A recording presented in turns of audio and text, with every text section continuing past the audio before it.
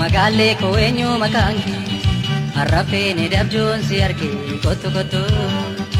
Anarraa maaltoota maqaa koo anarraa maaltoota maqaa koo gakeetii gaafachuu warra koo beenu beenu. Magalle ko eenyu maqaan kee arrafeen dabjoon si arge kottu kottu. Anarraa maaltoota maqaa koo anarraa maaltoota maqaa koo gakeetii gaafachuu warra koo beenu beenu.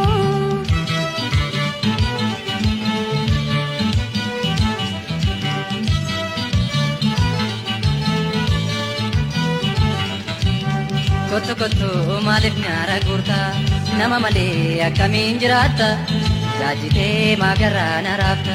Hamma nasi wajjin ijaachu koo inni qabuun yoo argan warri koo hin jaalladha sisibeeti miti warra qabaa ofiin booltuu miti. Hamma nasi wajjin ijaachu koo inni qabuun yoo argan warri koo hin jaalladha sisibeeti miti warra qabaa ormaan booltuu miti.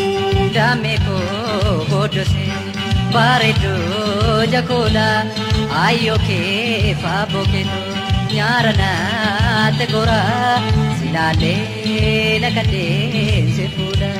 Naadadhaan gaafadhu jaarsumaa hin targiti ulfinaa taphutee fooniti. Dammee koo booddosee bareedduu jakoola ayyoo kee faaboo keetoo nyaara naatti goraa silaalee nakatee si fuudha.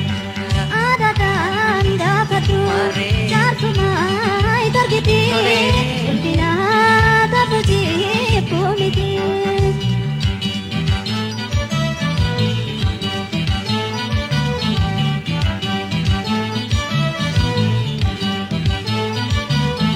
Magalle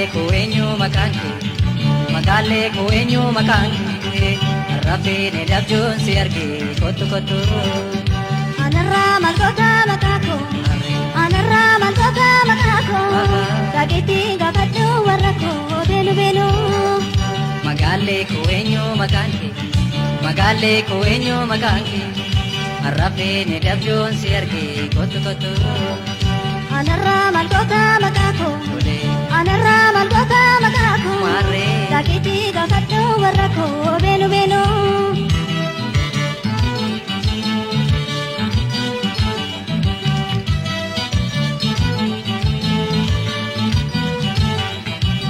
Jaalala miila koonaa sakaalte dubbii jaalala na goboodhiitte markaba yoo hiikannoo na baate.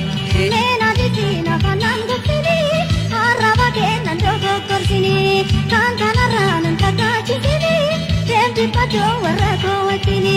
Meena jechuun afaan guddini arraba kennan dogoggorsini kan kanarraa nan kakkaachisini deemti badoo warra koo wajjini. Dammee koo booddosee bareedduu jakoola ayyoo kee faaboo keetoo nyaara naatti goraa silaalee nakatee si fuudha. Naadadhaan gaafadhu jaarsumaa hin targiti ulfinaa taphutee fooniti. Dammee koo booddosee bareedduu jakoola ayyoo kee faaboo keetoo nyaara naatti goraa silaalee nakatee si fuudha. Naadadhaan gaafadhu jaarsumaa hin targiti ulfinaa taphutee fooniti.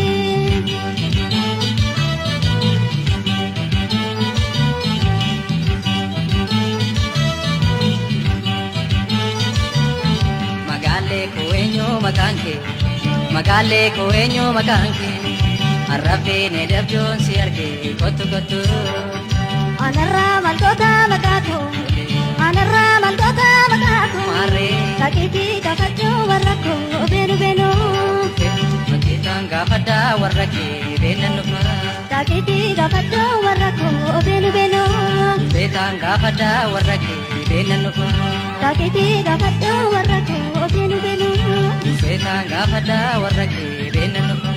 Gakeetii gaafachuu warra koo warra kee